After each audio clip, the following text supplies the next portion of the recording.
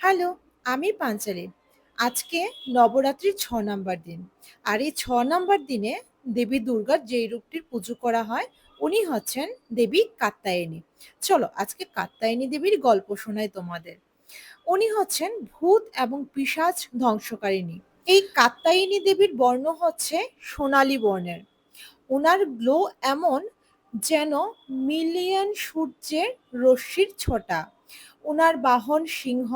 কথায় আছে উনার পারমিশন ছাড়া কেউ উনার দিকে চোখ তুলেও তাকাতে পারেন না।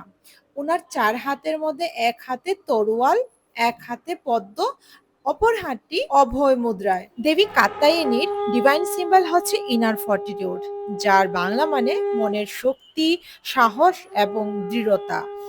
তবে আজ কাত্যায়নী দেবীর গল্প এই পর্যন্তই। যেহেতু ষষ্ঠী দুদিনে, তো পরের ভিডিওতে আমি আরেকটি গল্প নিয়ে আসছি দেবী কাত্যায়নীর। ততক্ষণ তোমরাও ভালো থেকো, সুস্থ থেকো। জয় মাতা দি।